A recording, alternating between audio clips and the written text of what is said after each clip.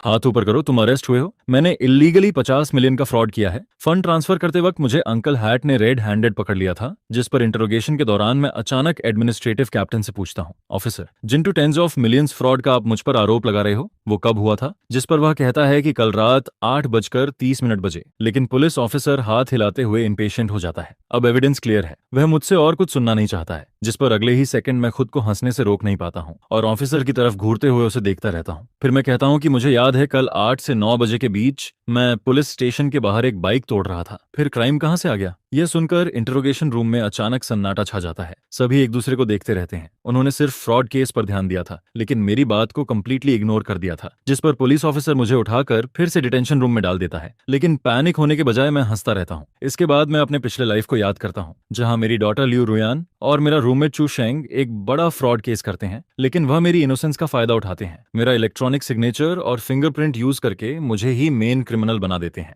और मैं 10 साल के लिए जेल चला गया था, जिस पर मेरे पेरेंट्स नफरत और दर्द के साथ मर गए थे।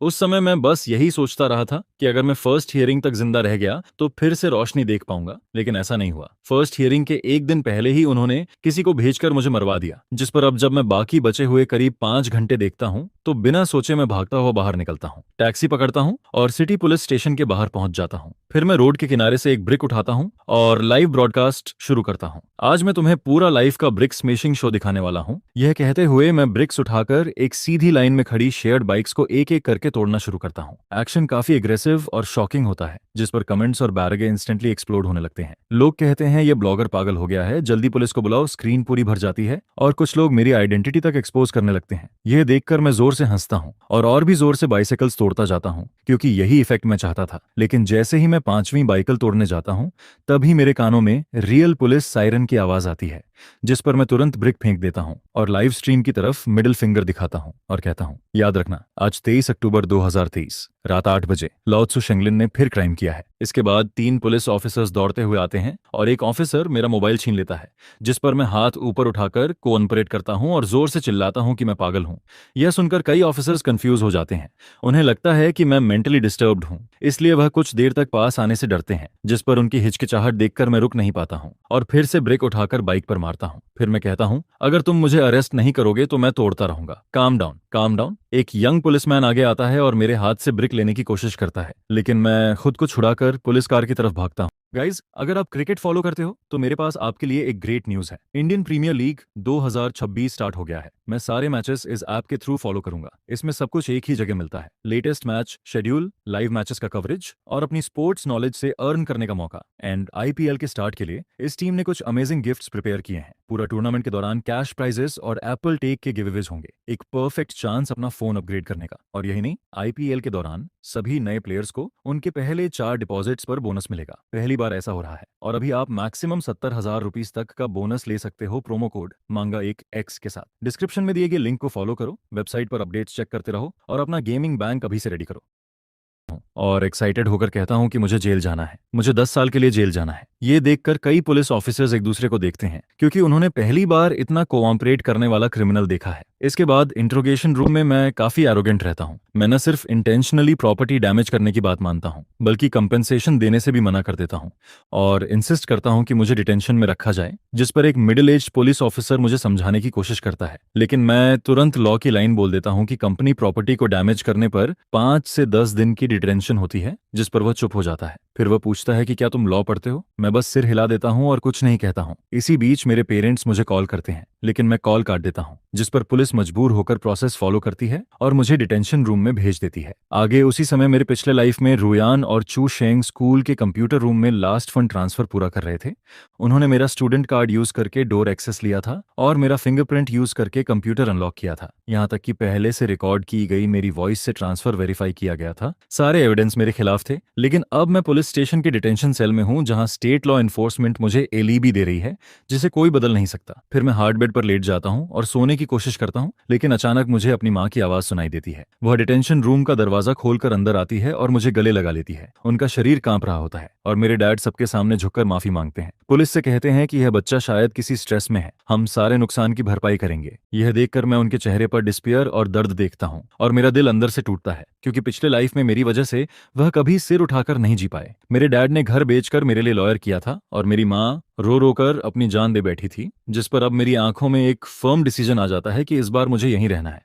फिर मैं देखता हूं कि पुलिस मुझे छोड़ने की तैयारी कर रही है, जिस पर मैं अचानक खड़ा हो जाता हूं और कहता हूं कि मैं वापस नहीं जाऊंगा। उसने मुझे मजबूर किया है, वह मेरा पीछा कर रहा है। क्या तुम लोग नहीं देख सकते? मुझे देखो मेरी हालत। ये कहते हुए मेरी माँ जोर जोर से रोती रहती है और मेरे डैड गुस्से और दर्द में कांपते हुए बार बार माफी मांगते रहते हैं। पुलिस, कॉमरेड पुलिस, ये बच्चा मेंटली प्रॉब्लम में है, ये नॉर्मली ऐसा नहीं है। जिस पर मैं इस बात का लूप होल पकड़ लेता हूं और तुरंत पुलिस पर चिल्लाता हूं, मुझे मेंटल प्रॉब्लम है, मुझे मेंटल इवैल्यूएशन चाहिए। और मेरा बिहेवियर और भी ज्यादा क्रेजी हो जाता है। मैं दोनों हाथों से अपना सिर पकड़कर गोल गोल घूमने लगता हूं और मुंह से बार बार बोलता रहता हूं कि कोई मुझे हार्म करना चाहता है। जिस पर पुलिस वाले अलग अलग रिएक्ट करते हैं। एक यंग पुलिसमैन मुझे शांत करने की कोशिश करता है, लेकिन मैं उसे धक्का दे देता हूं और चिल्लाता हूं, मुझे मत छुओ, तुम सब एक ही ग्रुप के हो। यह देखकर मेरी माँ पूरी तरह टूट जाती है, जमीन पर बैठकर जोर जोर से रोने लगती है। लेकिन मैं फिर भी इग्नोर करता रहता हूं, क्योंकि अभी मुझे काम रहना जरूरी है। इसके बाद मैं देखता हूं कि मेरे डैड आगे बढ़कर मुझे जबरदस्ती पकड़ने की कोशिश करते हैं, जिस पर मैं तुरंत पुलिस के पीछे छिप जाता हूं और जोर से चिल्लाता हूं, हेल्प, ये लोग मुझे किडनैप करना चाहते हैं, मुझे बचाओ। सिचुएशन कंट्रोल करने के लिए पुलिस मजबूर हो जाती है और मेरे पेरेंट्स को बाहर ले जाकर वेट करने के लिए कहती है, लेकिन वह जाने से मना कर देते हैं और इंटरोगेशन रूम के बाहर कुर्सियों पर बैठकर इंतजार करते रहते हैं। फिर एक फीमेल पुलिस ऑफिसर मुझे गर्म पानी देती है और समझाने की कोशिश करती है, लेकिन मैं ग्लास हटा देता हूं और उसे दूर रहने के लिए कहता हूं, जिस पर पुलिस समझ जाती है कि मुझे समझाना मुश्किल है। तभी अचानक बाहर से मेरी माँ की जोरदार आवाज आती है। वह कहती है, मुझे अंदर आने दो, मैं अपने बेटे से मिलना चाहती हूँ। और अगले ही पल वह दरवाजा खोलकर अंदर आ जाती है और मुझे पकड़कर बाहर ले जाने की कोशिश करती है। बेटा मेरे साथ चलो, हम डॉक्टर के पास चलते हैं। जिस पर मैं अपनी माँ को धक्का दे देता हूँ और फिर से पुलिस के पीछे छिप जाता हूँ। मेरे डैड मेरी माँ को संभालते हैं, जो जमीन पर बैठी होती है, और वह मुझे निराशा और दुख के साथ देखते हैं। यह देखकर एक पल के लिए मैं पिघलता हूँ, लेकिन तुरंत अपने आप को रोक लेता हूँ और मेरी नजर दीवार पर लगी घड़ी की तरफ चली जाती है। घड़ी में 8:30 बज रहे होते हैं और उसी समय वह टिक करती है, जिस पर मुझे ऐसा फील होता है जैसे कुछ टूट गया हो। मेरे पिछले लाइफ की ट्रेजेडी किसी और जगह पर हो रही होती है, लेकिन इस बार मैं वहां नहीं हूँ। फिर अचानक मैं शांत हो जाता हूँ और पूरी तरह से बदल जाता हूँ। जिस पर मैं कामली कहता हूँ, पुलिस ऑफिसर, मैं थक गया हूँ, मैं गिल्ट एक्सेप्ट करता हूँ, प्लीज मुझे डिटेन कर लो। यह सडन चेंज देखकर सब लोग हैरान रह जाते हैं, क्योंकि अभी तक मैं पागलों की तरह बिहेव कर रहा था और अब बिल्कुल शांत हूँ। शंगलिन, तुम क्या कर रहे हो? लेकिन मैं कोई जवाब नहीं देता हूँ और अपनी कुर्सी पर जाकर बैठ जाता हूँ। इसके बाद कई पुलिस ऑफिसर्स आपस में बात करते हैं और फाइनली डिसाइड करते हैं कि मुझे ऑब्जर्वेशन के लिए कस्टडी में रखा जाए। डिटेंशन रूम छोटा होता है, जिसमें सिर्फ एक हार्ड बेड और एक टॉयलेट होता है, जिस पर मैं शांति से बेड पर लेट जाता हूँ। फिर मेरे कानों में इवनिंग न्यूज चलती है, जिसमें बताया जाता है कि फेथ टेक्नोलॉजी कंपनी के स्टॉक प्राइस में आज अबनॉर्मल फ्लक्चुएशन हुआ है और इन्वेस्टिगेशन शुरू हो चुकी है। अगले दिन सुबह पुलिस स्टेशन के बाहर कई अननोन व्हीकल्स खड़े होते हैं और मुझे इंटेरोगेशन रूम से बाहर लाया जाता है, जहां मैं कुछ नए फेसेस को देखता हूं। फिर एक आदमी जिसके पास एडमिनिस्ट्रेटिव कैप्टन का आईडी होता है मेरे पास आता है और कहता है, होली स्पिरिट, कल रात 8:30 पर फेथ कंपनी से इल्लीगली 50 मिलियन ट्रांसफर हुआ है। जिस पर मैं मुस्कुराता हूं और कहता हूं, 50 मिलियन? ऑफिसर, आप क्या कह रहे हो? मुझे कुछ समझ नहीं आ रहा है। जिस पर कैप्टन एक मोटी फाइल निकालकर टेबल पर पटकता है, जिसमें मेरे सारे ट्रांसफर रिकॉर्ड्स होते हैं और वह सब मेरे पर्सनल ऑथेंटिकेशन की से हुए होते हैं। तभी अचानक दरवाजे पर नॉक होता है और दरवाजा खुलते ही लियू रुयान और चू शेंग अंदर आते हैं। उनके पीछे मेरे पेरेंट्स भी आते हैं। फिर लियू रुयान कहती है कि अंकल आंटी, मैं यह नहीं कहना चाहती थी, लेकिन होली स्पिरिट हाल ही में ऑनलाइन गैम्बलिंग में फंस गया है और कल रात उसने मेरा कंप्यूटर चुरा लिया था। मुझे शक है कि, लेकिन उसकी बात मेरी माँ बीच में ही काट देती है और कहती है कि मेरा बेटा ऐसा नहीं कर सकता। जिस पर लियू रुयान एक रिकॉर्डिंग चलाती है और उसमें मेरी ही आवाज आती है, मैं बहुत पैसा कमाना चाहता हूँ, इस बार के बाद मुझे किसी से डरने की जरूरत नहीं होगी। यह सुनकर मेरा दिल जोर से धड़कने लगता है। मुझे समझ नहीं आता ये रिकॉर्डिंग कहाँ से आई और मेरे पेरेंट्स के चेहरे एकदम से सफेद पड़ जाते हैं। फिर चू शेंग अपना मोबाइल निकालता है और कहता है कि उसे मेरे बेड के नीचे एक यूएसबी मिला है, जिसमें कई ओवरसीज बैंक अकाउंट्स के रिकॉर्ड्स हैं। जिस पर पुलिस यूएसबी लेकर कंप्यूटर में लगाती है और स्क्रीन पर बहुत सारे कोड्स और बैंक डॉक्यूमेंट्स दिखने लगते हैं, जिन्हें मैं समझ नहीं पाता हूँ। जिस पर कैप्टन मेरे पेरेंट्स से पूछता है, होली स्पिरिट के पेरेंट्स हो ना आप? क्या कल रात आपको डेट कलेक्शन का कॉल आया था? मेरी माँ सिर हिलाती है और रोते हुए कहती है कि हाँ, किसी ने कॉल करके कहा कि मेरे बेटे पर 3 मिलियन का कर्ज है। फिर कैप्टन कहता है कि होली स्पिरिट का अबनॉर्मल बिहेवियर एक्चुअली एक क्रिमिनल की निशानी है और सारे एविडेंस परफेक्टली मैच हो रहे हैं, जो ये साबित करते हैं कि मैं ही फ्रॉस्टर हूँ। यह सुनकर मेरी माँ का शरीर कांपने लगता है और वह बेहोश हो जाती है। मेरे डैड तुरंत उन्हें संभालते हैं और मुझे निराशा से देखते हैं। यह देखकर मेरे अंदर का सारा गुस्सा और दर्द फूट पड़ता है। और मैं चिल्लाता हूँ कि मैंने यह सब नहीं किया, सच में मैंने कुछ नहीं किया। जिस पर कैप्टन खड़ा होता है और मेरा हाथ पकड़ लेता है ताकि मुझे सस्पेक्ट से बदलकर आगे की प्रोसेस में ले जाया जा सके। ओवरनाइट में 50 मिलियन के मेजर क्रिमिनल केस का मेन क्रिमिनल बन गया था, जिस पर जब मैं उन आयरन कफ्स को देखता हूँ और अपनी माँ को फर्स्ट रिस्पॉन्सर्स द्वारा ले जाते हुए देखता हूँ तो मेरा दिल जोर जोर से धड़कता रहता है। मैंने 4 साल लॉ पढ़ा है और मुझे पता है कि इलेक्ट्रॉनिक सिग्नेचर और सीक्रेट सिस्टम कितना डेंजरस होता है। पिछले लाइफ में मैं इसी चीज से हार गया था और कोई भी एक्सक्यूज बेकार लग रहा था। तभी दरवाजा खुलता है और मेरा मेंटर अंदर आता है, जिसकी आंखों में डिसअपॉइंटमेंट और कंफ्यूजन होता है। वह कहता है, होली स्पिरिट, तुम ऐसे कैसे बन गए? जिस पर मैं सिर झुका लेता हूं और उसकी आंखों में देखने की हिम्मत नहीं कर पाता हूं।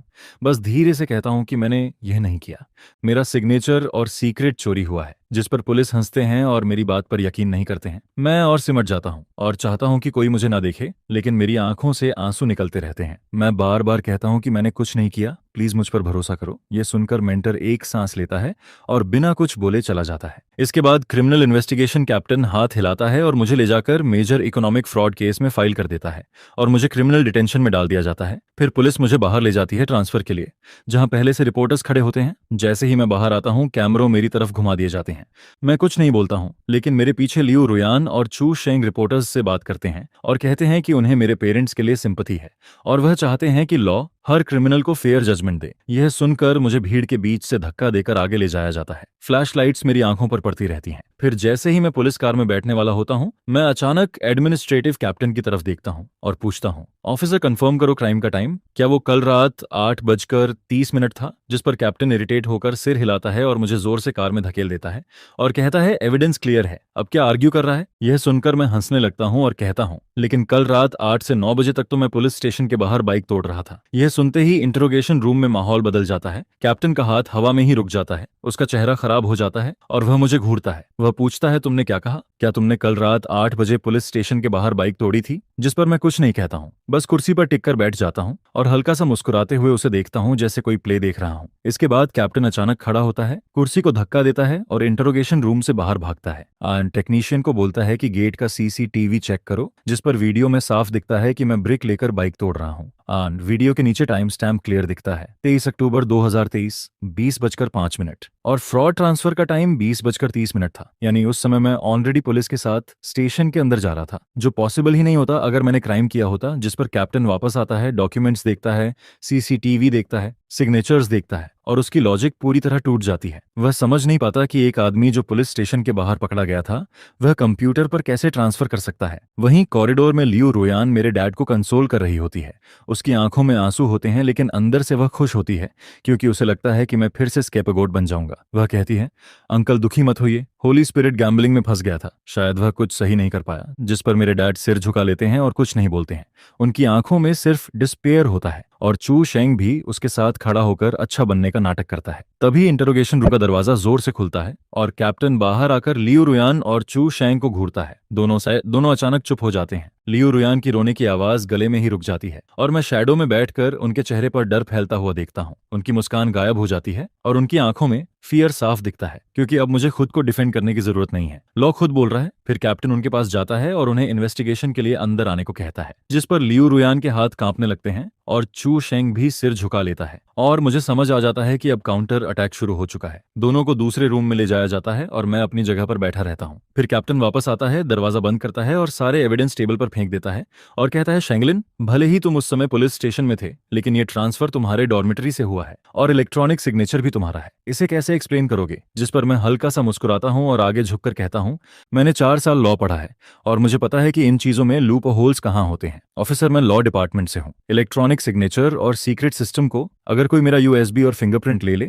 तो कोई भी इसे ऑपरेट कर सकता है। यह सुनकर कैप्टन का चेहरा बदल जाता है। उसे समझ आने लगता है कि यह केस इतना सिंपल नहीं है। फिर वह वॉकाई टॉकाई उठाता है और टेक्निकल टीम को बोलता है कि मनी फ्लो चेक करो और डॉर्मिटरी के नीचे के सीसीटीवी भी देखो कि उस समय कंप्यूटर रूम में कौन गया था। यह कहकर वह आगे इन्वेस्टिगेशन करने के लिए निकल जाता है। फिर इंटरोगेशन पूरी तरह ठप पड़ जाती है और मैं दीवार के पास रखी स्टोन टेबल को देखते हुए चुपचाप सोचता रहता हूँ। पिछले लाइफ में उन्होंने बस मेरी एब्सेंस का फायदा उठाकर सब कुछ फेक किया था। तभी थोड़ी देर बाद एक पुलिसमैन दरवाजा खोलकर अंदर आता है और कैप्टन के कान में कुछ बोलता है, जिस पर कैप्टन का चेहरा सस्पिशन से बदलकर सीरियस हो जाता है। सर्वेलेंस में दिखता है कि कल रात 8:20 पर एक आदमी हैट पहनकर कंप्यूटर रूम में घुसता है।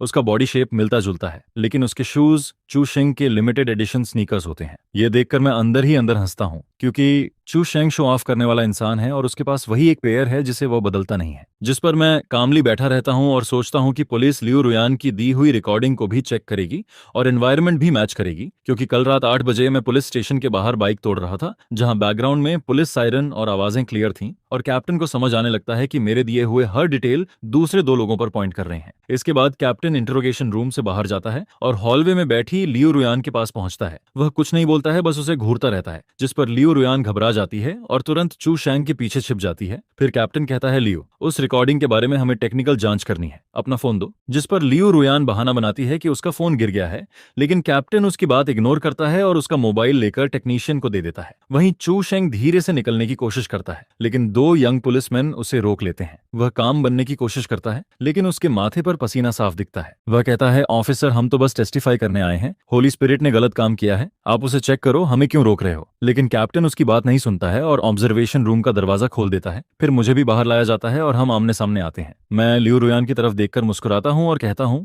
लियू यान, तुमने कहा था कि कल रात 8:30 पर तुम डॉर्मेट्री में सो रही थी, फिर तुम्हारे स्नीकर्स कंप्यूटर रूम में कैसे पहुंचे? यह सुनते ही उसका चेहरा पीला पड़ जाता है और वह चू शेंग की तरफ शॉक में देखती है। तभी टेक्नीशियन भागते हुए आता है और टैबलेट दिखाता है। वह बताता है कि रिकॉर्डिंग फेक है, उसका बैकग्राउंड पुलिस स्टेशन से मैच नहीं करता, और सबसे बड़ी बात यह कि 50 मिलियन में से कुछ पैसा ओवरसीज अकाउंट्स घूमकर लियू रुयान के नाम पर ट्रांसफर होने की कोशिश करता है। यह सुनकर चू शेंग के पैर कांप जाते हैं और वह गिरने ही वाला होता है। वह मुझे घूरता है गुस्से से और लियू रुयान कांपने लगती है। उसकी आंखों से आंसू रुकते नहीं हैं। दूर खड़े मेरे पेरेंट्स यह सब देखकर शॉक में रह जाते हैं और फाइनली समझ जाते हैं कि उनका बेटा फंसाया गया था। इसके बाद कैप्टन डिसाइड करता है कि दोनों को अलग अलग इंटरोगेट किया जाए। मुझे नेक्स्ट रूम में ले जाया जाता है, जहां से मैं वन वे ग्लास के जरिए सब देखता हूँ। सबसे पहले लियू रुयान टूट जाती है। जैसे ही पुलिस उसके सामने फंड फ्लो का प्रूफ रखते हैं, वह तुरंत सब चू शेंग पर डाल देती है। वह कहती है कि यह सब चू शेंग का प्लान था। उसी ने कहा था कि होली स्पिरिट बेकार है और उसका कोई फ्यूचर नहीं है।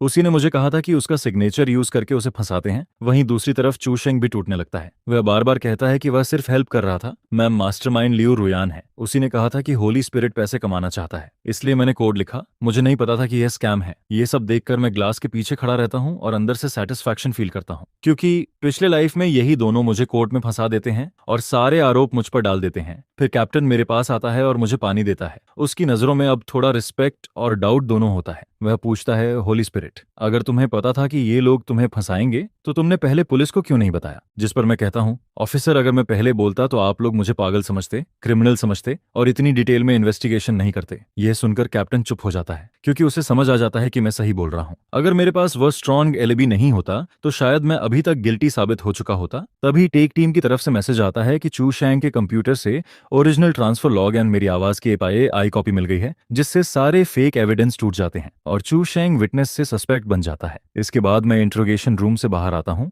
जहां मेरी माँ दौड़कर मेरे पास आती है। वह जोर जोर से रोती है और मेरे डैड पीछे खड़े होकर अपनी आंखों के आंसू पोंछते रहते हैं। मैं उनकी तरफ हल्का सा नोट करता हूँ, जिस पर सुबह की धूप पुलिस स्टेशन के लॉबी में फैलती है और उसी बीच चू शेंग को हैंडकफ्स लगाकर डिटेंशन सेंटर ले जाया जाता है। जब मैं हॉल से गुजरता हूँ, लियू रुयान मुझे देखती है। उसकी आंखों में प्लीडिंग होती है। वह कहती है, होली स्पिरिट, मुझसे गलती हो गई, हमारे 3 साल के रिलेशनशिप को देख लो, क्या तुम मेरी हेल्प कर सकते हो? जिस पर मैं अपना चेहरा घुमा लेता हूँ और उसकी तरफ देखता भी नहीं हूँ। 3 साल का रिलेशनशिप, जब उसने पिछले लाइफ में मुझे मरवाने के लिए लोगों को भेजा था, तब उसे ये 3 साल याद नहीं आए थे।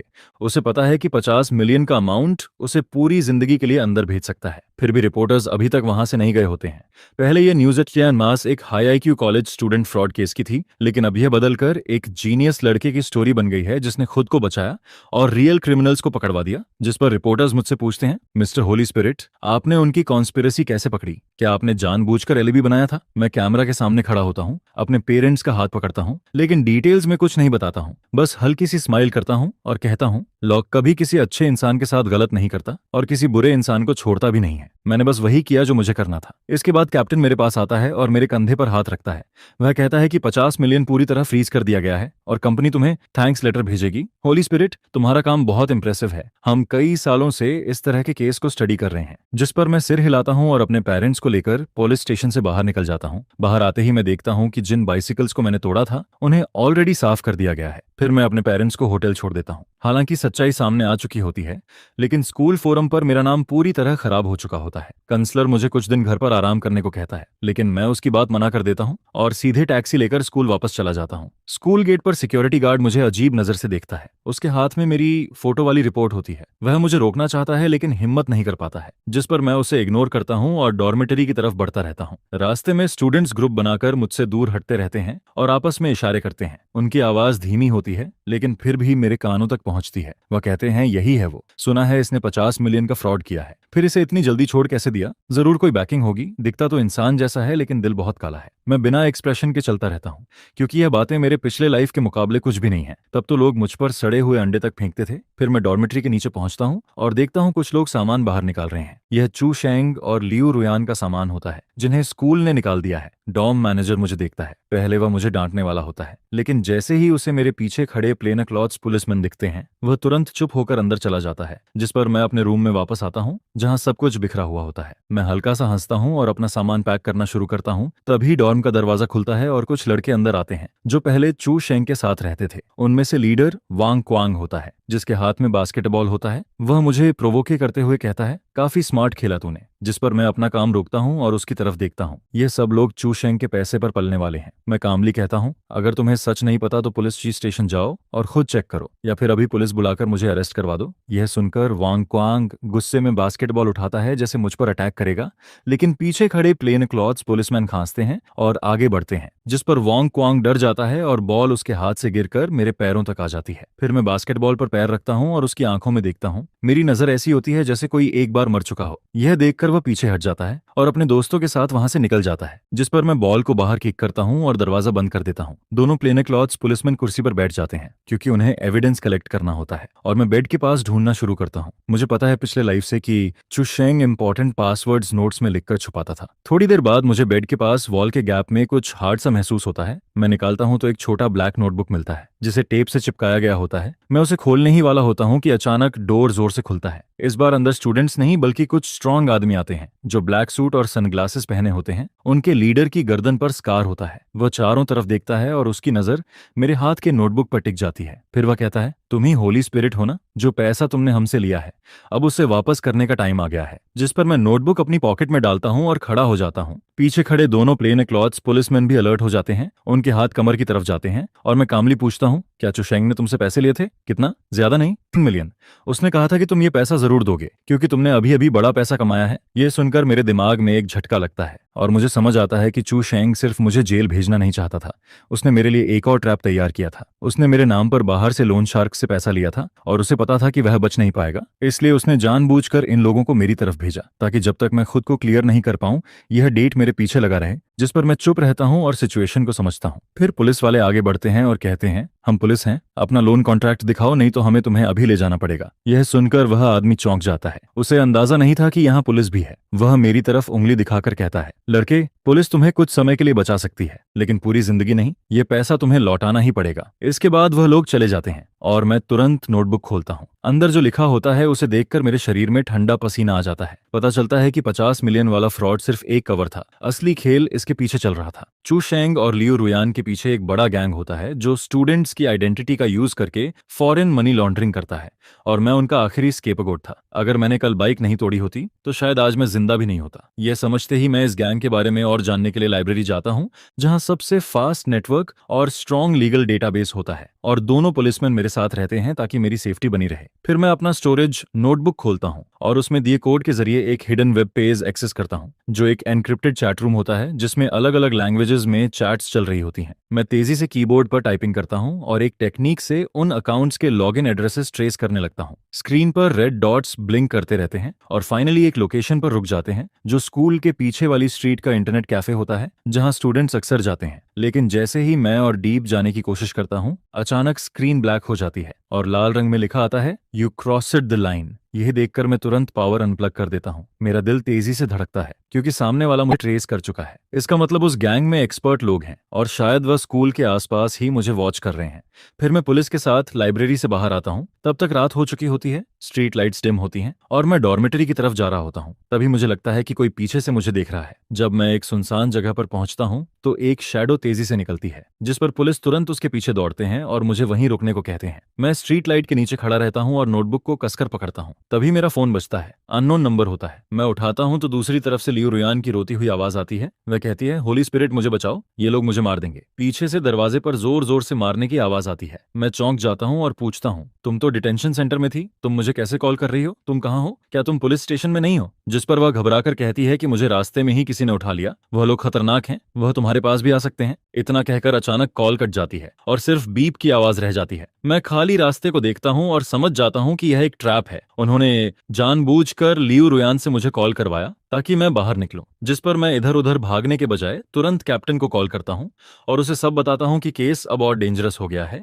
फिर करीब आधे घंटे बाद मैं वापस पुलिस स्टेशन पहुंचता हूं। कैप्टन मेरे दे नोटबुक को देखता है और उसका चेहरा गंभीर हो जाता है। वह कहता है, चू शेंग मर चुका है। डिटेंशन सेंटर से खबर आई है कि उसे अचानक हार्ट अटैक आया, लेकिन मुझे पता होता है कि यह एक्सीडेंट नहीं है, उसे चुप कराने के लिए मारा गया है। फिर मैं कैप्टन को लियू रुयान की कॉल के बारे में बताता हूं और कहता हूं कि यह ट्रैप हो सकता है, जिस पर कैप्टन तुरंत एक्शन लेता है और पुलिस टीम को डिप्लॉय करता है और बैक स्ट्रीट इंटरनेट कैफे की जांच शुरू करता है। इसके बाद मैं खुद बेट बनने का ऑफर देता हूं। मैं कहता हूं कि उन्हें यह नोटबुक चाहिए। अगर मैं इंटरनेट कैफे में जाऊंगा तो वह जरूर सामने आएंगे। कैप्टन थोड़ी देर सोचता है और आखिर में मान जाता है। फिर वह मुझे बुलेट प्रूफ वेस्ट पहनाता है और मेरे शरीर पर मिनी लोकेटर और मॉनिटर लगा देता है। रात के करीब 11 बजे मैं अकेले उस इंटरनेट कैफे में जाता हूं जहां स्मोक और कीबोर्ड की आवाज भरी होती है। मैं एक कोने में बैठता हूं और नोटबुक को जानबूझकर टेबल पर साफ दिखने वाली जगह पर रख देता हूं और गेम खेलने का नाटक करता हूं। लेकिन मेरी नजर आसपास के लोगों पर होती है। तभी मेरे पीछे एक आदमी हुडी पहनकर बैठा होता है। वह सिस्टम ऑन नहीं करता है, बस फोन चलाता रहता है। करीब 10 मिनट बाद वह उठता है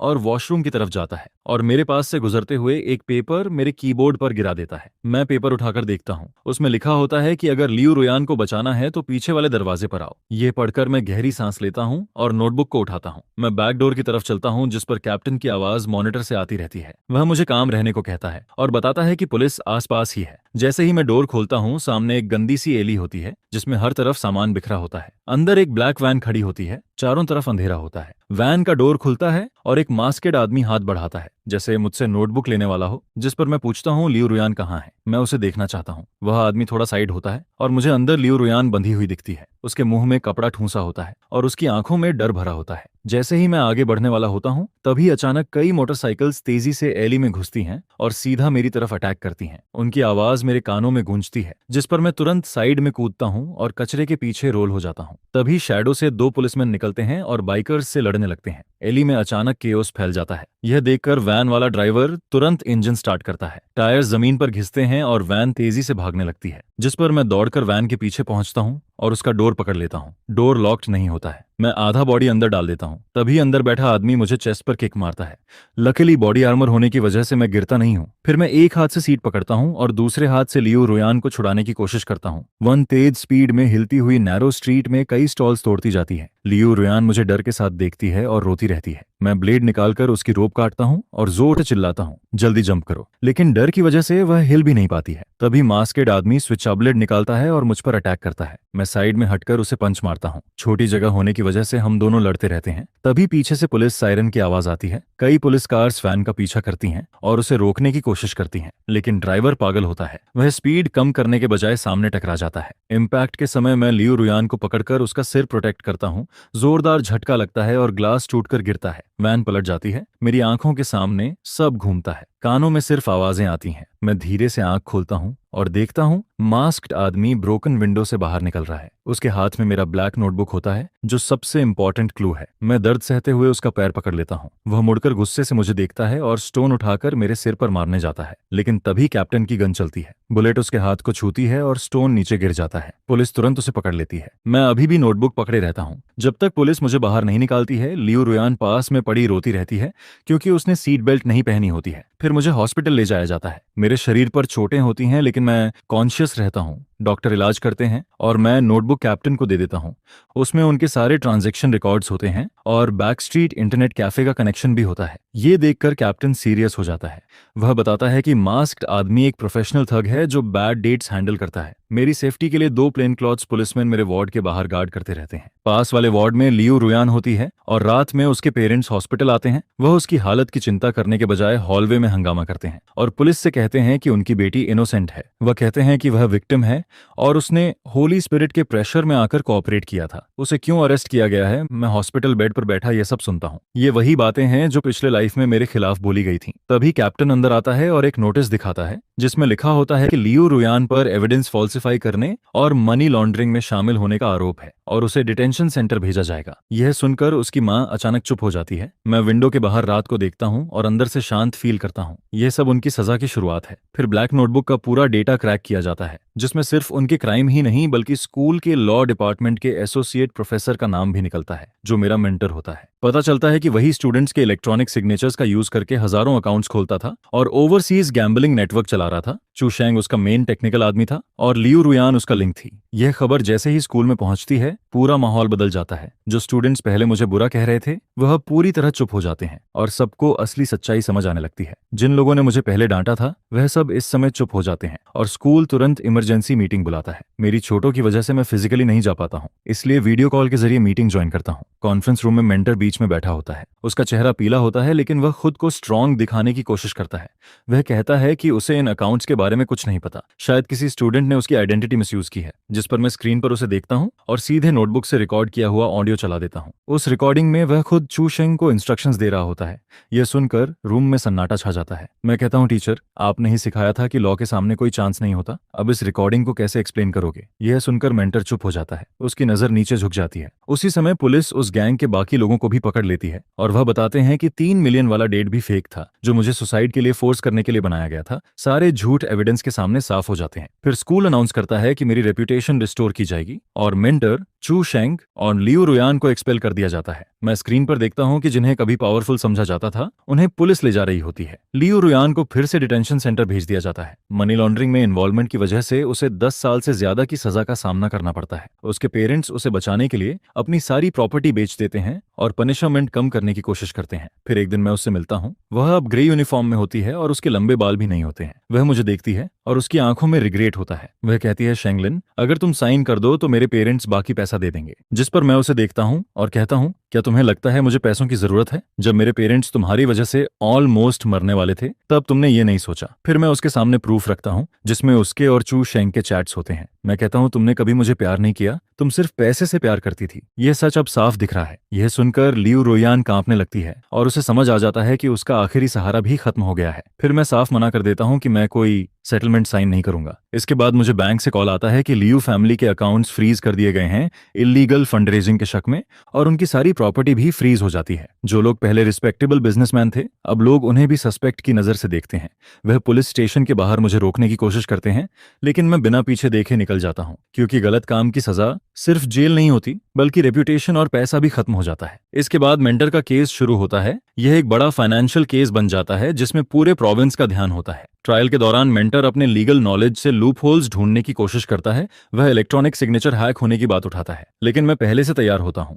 मैं स्टोरेज नोटबुक के कोड से हर फंड ट्रांसफर का रियल पार्ट निकाल देता हूँ और वह सीधे मेंटर के ऑफिस के आईपी तक जाता है। यह देखकर उसकी सारी डिफेंस टूट जाती है। कैप्टन उसके सामने एविडेंस रखता है और वह अपनी कुर्सी पर ढह जाता है। उसका पूरा प्लान खत्म हो जाता है और कैप्टन कहता है कि तुम्हारी पूरी लाइफ लॉ में गई लेकिन अंत में तुमने उसे तोड़ने की कोशिश की। फिर यह भी सामने आता है कि उसके रिसर्च पेपर्स भी फेक थे जो उसने स्टूडेंट्स का फायदा उठाकर बनाए थे। उसकी पूरी रेप्यूटेशन खत्म हो जाती है और कोर्ट में मैं खड़ा होकर उसे ले जाते हुए देखता हूँ। जब वह मेरे पास से गुजरता है तो धीरे से पूछता है, क्यों किया तुमने ये सब? जिस पर मैं कहता हूँ, टीचर, ये आखिरी लेसन है जो आपने सिखाया था। लॉ तोड़ोगे तो सजा मिलेगी। इसके बाद मैं कोर्ट रूम से बाहर आता हूँ। बाहर तेज धूप होती है। मेरे पेरेंट्स गेट पर खड़े होते हैं। अब वह सिर उठाकर चल पाते हैं और उन्हें अब कोई नीचा नहीं दिखाता है। मैं ब्लैक नोटबुक पुलिस को दे देता हूँ ताकि उसके सारे सारे सीक्रेट्स खत्म कर दिए जाएं, उसका काम पूरा हो चुका होता है। लेकिन मुझे पता है कि यह कहानी खत्म नहीं हुई है। मनी लॉन्ड्रिंग गैंग अभी भी पूरी तरह खत्म नहीं हुआ है। उन्होंने 50 मिलियन और अपने लोग खो दिए हैं और वह इतनी आसानी से हार नहीं मानेंगे। यह सोचकर मुझे अंदर से एक खतरा महसूस होता है। फिर एक रात मैं लाइब्रेरी से निकलता हूँ, तभी अचानक स्ट्रीट लाइट्स बंद हो जाती हैं और पूरा रास्ता अंधेरे में डूब जाता है। मुझे तुरंत कुछ गलत लगने लगता है और मैं अपनी पॉकेट में रखा अलार्म दबा देता हूँ। अंधेरे में कुछ शैडो जैसी फिगर्स मेरी तरफ बढ़ती नजर आती हैं और माहौल फिर से खतरे से भर जाता है। नाइट मार्केट के क्रिमिनल्स मुझे चारों तरफ से घेर लेते हैं। उनके हाथ में आयरन रॉड्स होती हैं और उनकी मूवमेंट काफी प्रोफेशनल होती है, जिस पर मैं पैनिक नहीं करता हूँ, बल्कि लाइब्रेरी के एंट्रेंस के स्टोन पिलर्स को कवर बनाकर डॉर्मेट्री की तरफ भागता हूँ। तभी एक गैंगस्टर मुझ पर झपटता है। मैं साइड हटता हूँ और अपना स्कूल बैग उसके सिर पर मार देता हूँ, जिस पर वह लड़खड़ा जाता है और उसी बीच वह मुझसे यूएसबी ड्राइव मांगते हैं। कहते हैं इसे दे दो और अपनी जान बचाओ, जिस पर मुझे समझ आता है कि उन्हें लगता है मेरे पास अभी भी बैकअप है, क्योंकि असली मनी लॉन्ड्रिंग गैंग अभी पूरी तरह पकड़ा नहीं गया है। फिर मैं जोर से चिल्लाता हूँ कि आग लग गई है और डॉर्मेट्री की लाइट्स एक एक करके जलने लगती हैं। स्टूडेंट्स इधर उधर देखने लगते हैं। मैं भागते हुए बार बार चिल्लाता रहता हूँ, आग लग गई है। यह देखकर गैंग वाले ज्यादा देर नहीं रुकते हैं। वह तुरंत मोटरसाइकिल्स पर बैठकर भाग जाते हैं और तभी कैप्टन अपनी टीम के साथ वहां पहुंचता है। ग्राउंड पर सिर्फ एक बैज मिलता है, जिस पर एक अजीब सा सिंबल बना होता है। कैप्टन कहता है यह ओवरसीज मनी लॉन्ड्रिंग ग्रुप का साइन है और मुझे वार्न करता है कि मैं बहुत डेंजर में हूं, अगर वो कुछ मांगे तो दे देना। जिस पर मैं उस बैज को देखता हूं और मेरे दिमाग में प्लान बनता है, छिपना सॉल्यूशन नहीं है, इस गैंग को खत्म करना ही पड़ेगा। तभी मैं डिसाइड करता हूं कि खुद को बेड बनाऊंगा और ये बैज उस प्लान की ही बन जाता है। कैप्टन बताता है कि यह डीप सी नाम का क्रॉस बॉर्डर गैंग है। फिर मैं अपने डेस्क पर बैठता हूं और एक स्पेशल यूएसबी ड्राइव निकालता हूं, जिसमें कोई रियल डेटा नहीं होता, बल्कि पुलिस का ट्रैकिंग सॉफ्टवेयर होता है। मैं सोचता हूं कि अगर उन्हें बैकअप चाहिए तो मैं उन्हें फेक बैकअप दूंगा। कैप्टन मुझे देखता है और समझ जाता है कि यह बहुत रिस्की है, क्योंकि ऐसा करते ही मैं खुद टारगेट बन जाऊंगा। लेकिन मैं पहले ही अपनी लाइफ दांव पर लगा चुका होता हूं। फिर मैं स्कूल के अनामोनस फोरम पर एक पोस्ट डालता हूं, जिसमें लिखता हूं कि स्टूडेंट ने जो छोड़ा था वह मेरे पास है, अगर चाहिए तो आकर ले लो। कुछ ही मिनटों में व्यूज 10,000 पार कर जाते हैं। मुझे पता होता है कि शैडो में छिपे लोग अब स्क्रीन देख रहे हैं, जिस पर कैप्टन तुरंत टेक्निकल टीम को ऑर्डर देता है कि मेरे फोन और अकाउंट्स को मॉनिटर किया जाए। जो भी कांटेक्ट करने की कोशिश करेगा उसे तुरंत ट्रैक किया जाएगा। रात में मैं पुलिस स्टेशन से बाहर निकलता हूँ। सड़कें खाली होती हैं, स्ट्रीट लाइट में मेरी शैडो लंबी दिखती है और मुझे फील होता है कि कोई मुझे वॉच कर रहा है,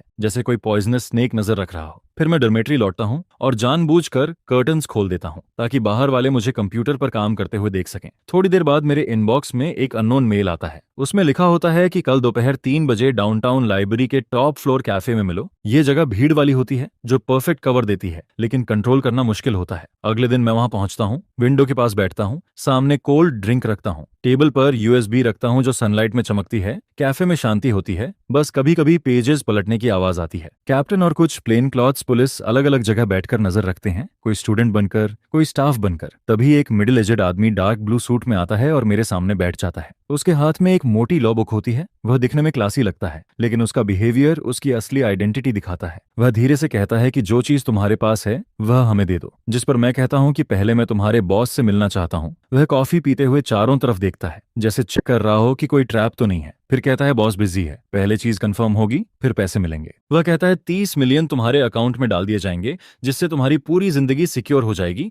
जिस पर मैं जानबूझकर ग्रीडी बनता हूं और कहता हूं 30 मिलियन कम है। चू शेंग ने कहा था इसकी कीमत 500 मिलियन है। यह सुनकर उसका चेहरा ठंडा हो जाता है। वह कप नीचे रखता है, आगे झुककर धीरे से कहता है कि कुछ पैसे जान देकर ही मिलते हैं।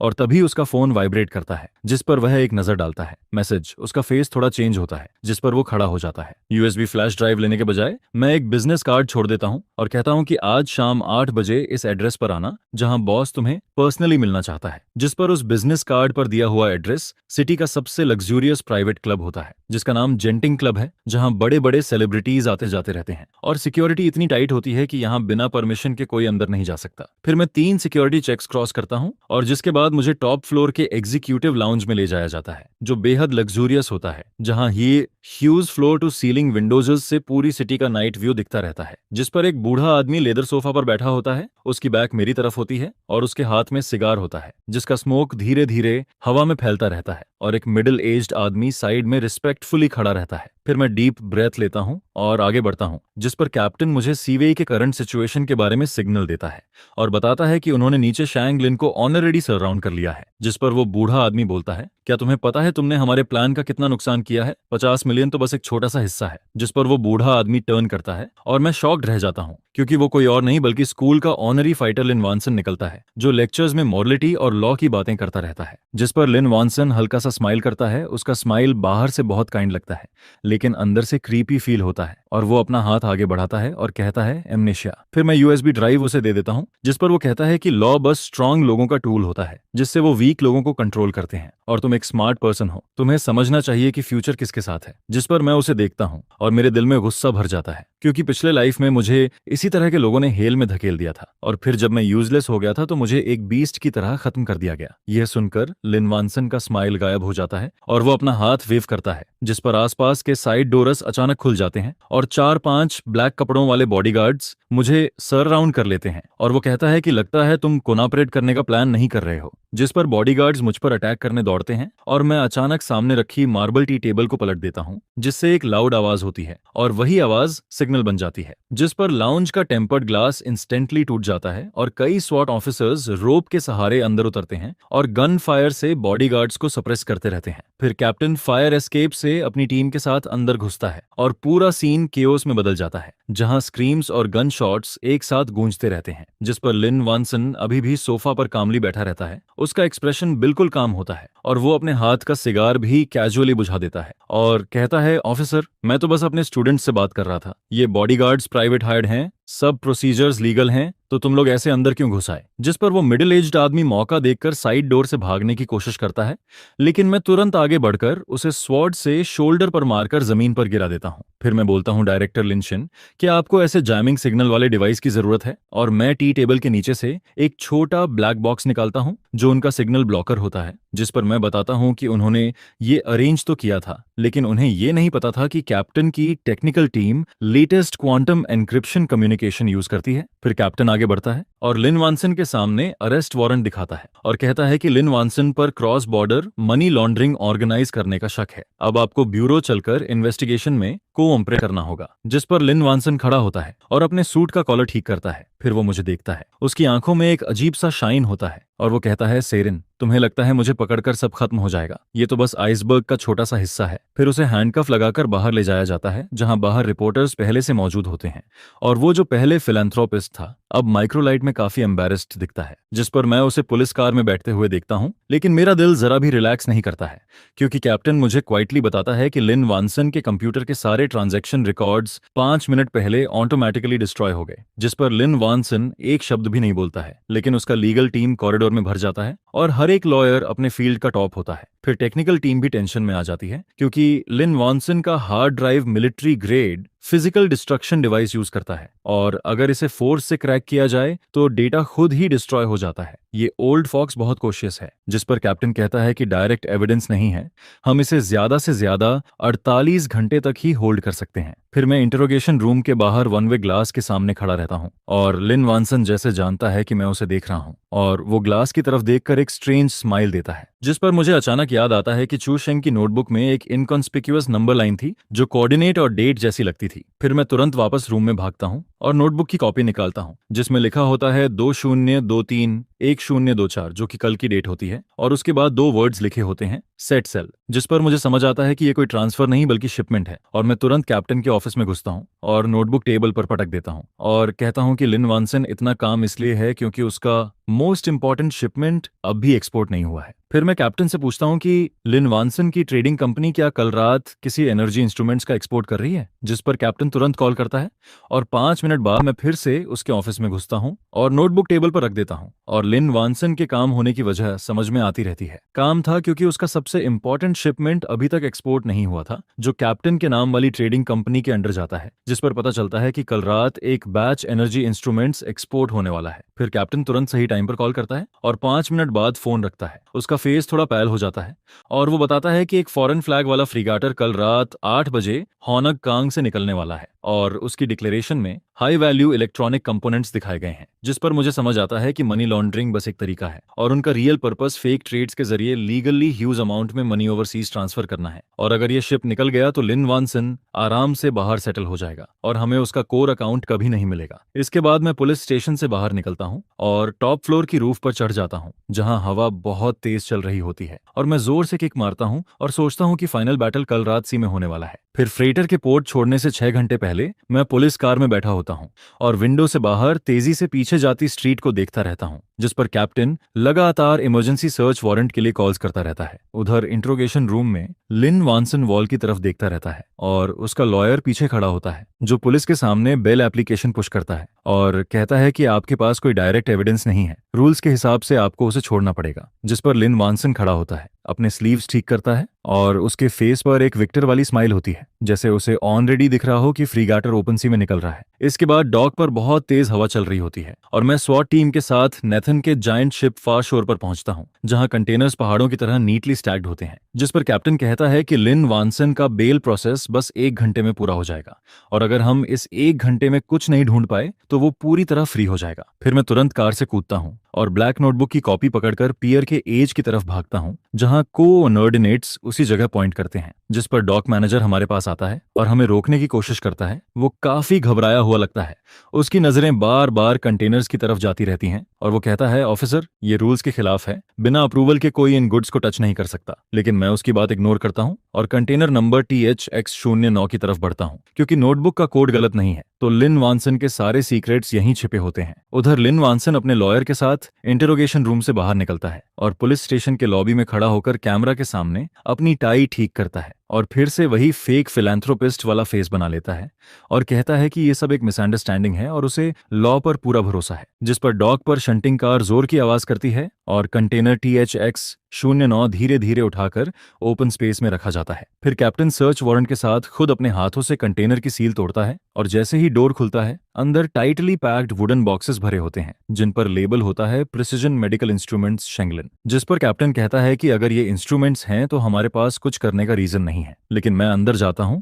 और हल्की चेंट्रिले जैसी स्मेल फील करता हूं और सबसे अंदर जाकर एक बॉक्स को स्टिक से खोलता हूं, जिसमें सच में इंस्ट्रूमेंट होता है, लेकिन उसका बेस थोड़ा सस्पिशियस लगता है। फिर मैं जोर से पुश करता हूं, जिस पर बेस थोड़ा स्लाइड होता है और नीचे एक हिडन लेयर रिवील हो जाता है, जहां गोल्ड या कैश नहीं होता बल्कि एक छोटा सर्वर चल रहा होता है और साथ में कई ओरिजिनल लेजर्स रखे होते हैं। जिस पर कैप्टन एक्साइटेड होकर कहता है कि मिल गया और मैं सर्वर का डिस्प्ले ऑन करता हूं, जहां real cross border transaction data सामने आने लगता है। हर फंड का फ्लो क्लियर दिखता है और उसका फाइनल पॉइंट 0,003 के ओवरसीज अकाउंट तक जाता है और उससे भी इंपॉर्टेंट, लेजर में 0,003 और ओवरसीज ऑर्गेनाइजेशन के बीच हैंडराइटन एग्रीमेंट भी होता है।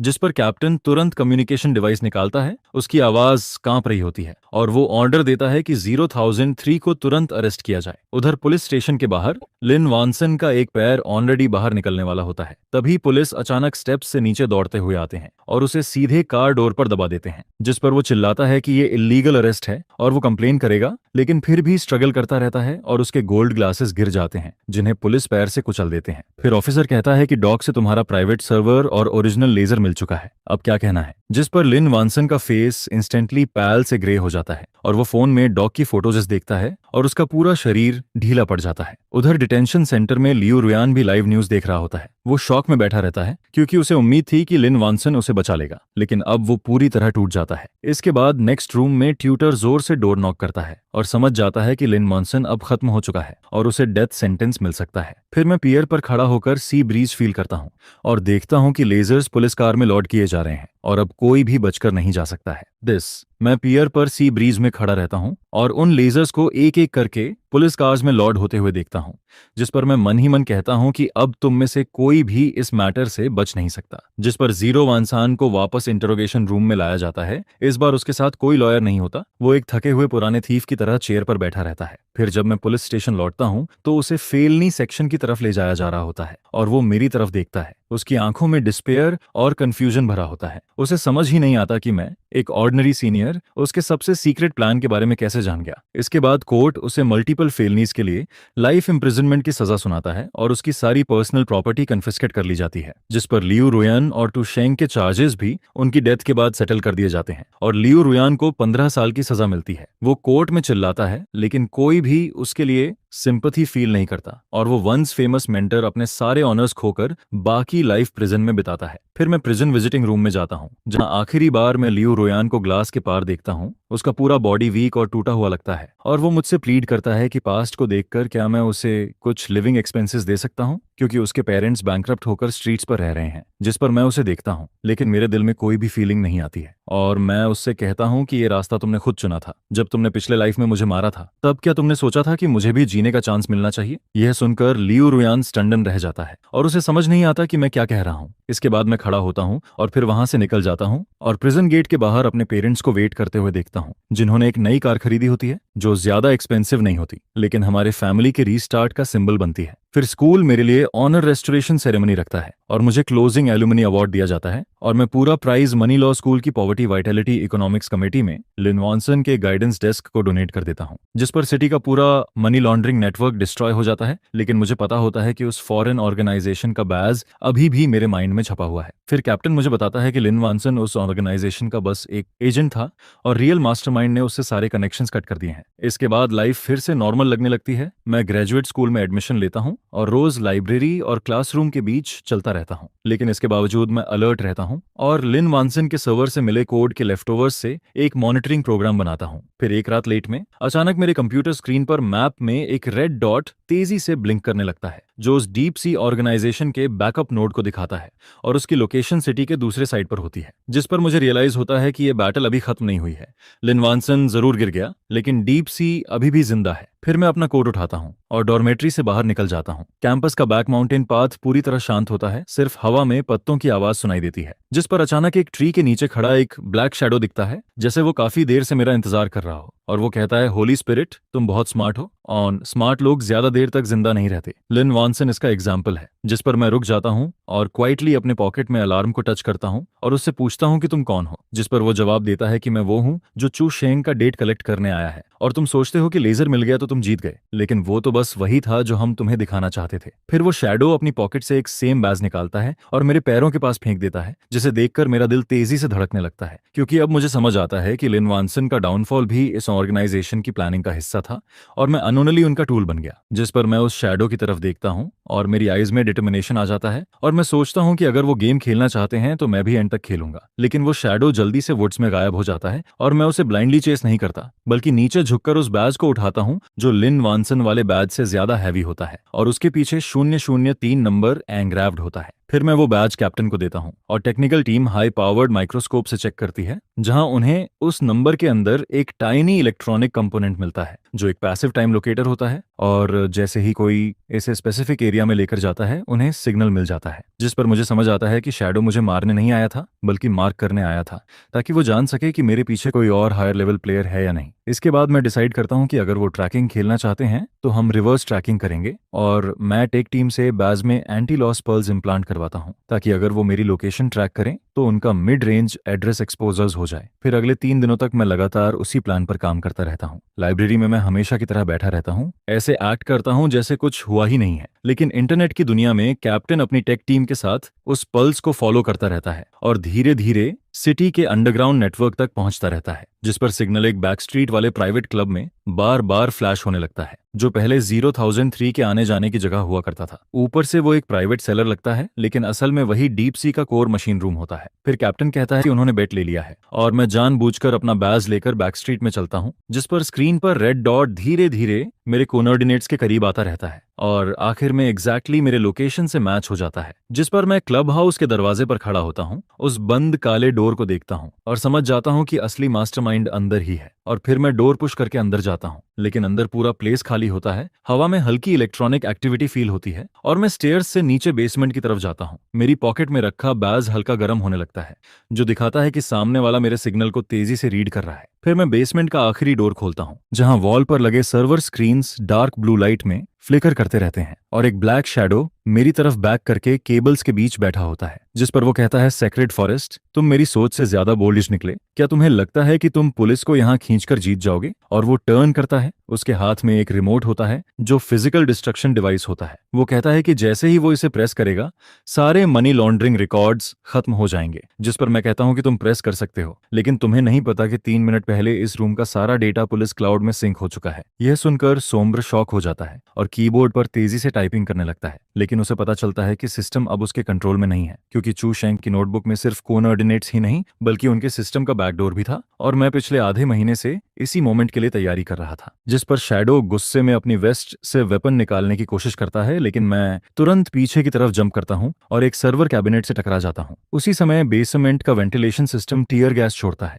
और कैप्टन स्वॉट टीम के साथ ऊपर से एंट्री करता है और तुरंत उस ब्लैक शैडो को जमीन पर गिरा देते हैं और उसे अरेस्ट कर लेते हैं। फिर मैं उसका मास्क हटाता हूं और देखकर शॉक्ड रह जाता हूं, क्योंकि वो स्कूल सिक्योरिटी ऑफिस का डिप्टी डायरेक्टर निकलता है। मतलब ये ऑर्गेनाइजेशन हमारे बीच तक इन्फिल्ट्रेट कर चुकी थी, जिस पर इन्वेस्टिगेशन में पता चलता है कि वही डीप सी का लास्ट सीनियर एजेंट था इस कंट्री में। और उसके पकड़े जाने के बाद पूरे मनी लॉन्ड्रिंग नेटवर्क की स्ट्रक्चर पूरी तरह सामने आ जाती है, जिस पर पता चलता है कि जीरो वंसान सिर्फ फंड्स हैंडल करता था और ये डिप्टी डायरेक्टर सिक्योरिटी और एविडेंस डिस्ट्रक्शन संभालता था, जबकि असली बिग बॉस एक ओवरसीज इन्वेस्टमेंट ग्रुप होता है। फिर उसकी इन्फॉर्मेशन के आधार पर पता चलता है कि उनके पास अभी भी एक लास्ट इलीगल फंड बाकी है, जो आज रात उनके एस्केप के लिए यूज होने वाला है। जिस पर मैं तुरंत उसके अथॉरिटी से उनके कोर सिस्टम में लॉगिन करता हूं और स्क्रीन पर दिखता है कि करीब $300 मिलियन का fund final white washing process में है, जिसे हजारों छोटे अकाउंट्स में डिवाइड करके वर्चुअल करेंसी प्लेटफॉर्म के जरिए बाहर भेजा जा रहा है। फिर कैप्टन मुझे सिर्फ 10 मिनट देता है और कहता है कि अगर मैं उनका एन्क्रिप्शन तोड़ दूं